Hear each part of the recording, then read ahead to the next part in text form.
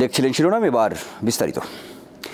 ২১শে August grenade হামলা মামলা থেকে খালাস পাওয়ায় বিএনপির ভারপ্রাপ্ত চেয়ারম্যান তারেক রহমানের দেশে ফেরা নিয়ে আলোচনা বেড়েছে। তবে দলের নেতারা এই বিষয়ে সুনির্দিষ্ট তথ্য দিতে পারছেন না। বিএনপির আইন বিষয়ক সম্পাদক বলছেন, এখনও 4টি মিথ্যা মামলায় দণ্ডপ্রাপ্ত আছেন তারেক রহমান।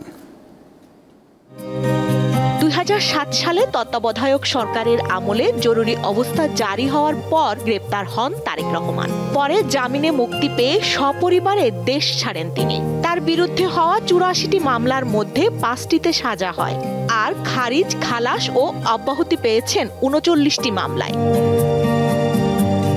রোববার বহুল আলোচিত ২১শে আগস্ট গ্রেনেড হামলা মামলায় যাবজ্জীবন প্রাপ্ত বিএনপির ভারপ্রাপ্ত চেয়ারম্যান তারেক রহমান সহ সকল আসামিকে খালাস দেয় হাইকোর্ট।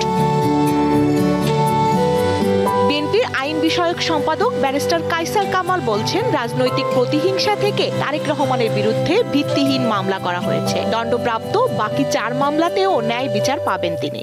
প্রত্যেকটা মামলায় বানোয়াট, মিথ্যা ভিত্তির উপরে দাঁড় করানো, এবং গতকালকে ইনফেমাস ২১শে আগস্টের মামলায় সেটি প্রমাণিত হয়েছে। দেশে ফেরার সাথে যে মিথ্যা বানোয়াট মামলাগুলো আছে, কোনো মামলায় সম্পৃক্ত না। বাট দেশে আসার প্রেক্ষাপটটা নিয়ে তিনি নিশ্চয়ই প্রয়োজনীয় পদক্ষেপ নেবেন যথাসময়ে। তবে ঠিক কবে দেশে ফিরবেন তারেক রহমান, সে ব্যাপারে দলটির শীর্ষ নেতাদের পক্ষ থেকে পাওয়া যায়নি নিশ্চিত কোনো তথ্য। ডিউ প্রসেস অফ লর মাধ্যমে মামলাগুলো শেষ করার জন্য চেষ্টা করছি দ্রুততম সময়ে, এবং আমি আশা করি তো চেষ্টা করে দেন। কিন্তু কোর্টেরও তো একটা প্রক্রিয়া আছে, এটা তো আমরা তো আর কোর্টকে বলতে পারবো না যে এটা অমুক তারিখের মধ্যে সব শেষ করে দেয়। কোর্টের প্রক্রিয়া চলছে, প্রক্রিয়ার মাধ্যমে যত তাড়াতাড়ি সম্ভব আমরা চেষ্টা করছি। বিএনপি আমাদের যারা লয়ার আছে তারা চেষ্টা করছে, সবাই তো চাচ্ছে দ্রুততম সময় ওনার এখানে ফিরে আসুক। ওনার অনুপস্থিতিতে আমরা অনুভব করছি।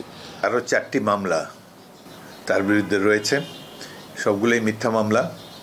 তো এইসব ক্ষেত্রেও আমরা এই রায়ের অপেক্ষায় আছি, এবং এই রায় পাওয়ার পরেই আমাদের অ্যাক্টিং চেয়ারপারসন দেশে আসবেন বলে আমরা আশা রাখি। তারেক রহমান কবে দেশে ফিরছেন তা নিয়ে দলের সর্বস্তরে শুরু হয়েছে জল্পনা কল্পনা। দ্রুততম সময়ে বাকি মামলায় খালাস পেলে আগামী জানুয়ারি-ফেব্রুয়ারি নাগাদ তিনি দেশে ফিরতে পারবেন বলে আশা তৃণমূল পর্যায়ের নেতাদের। স্বস্তিকা সিংহ, দীপ্ত সংবাদ, ঢাকা।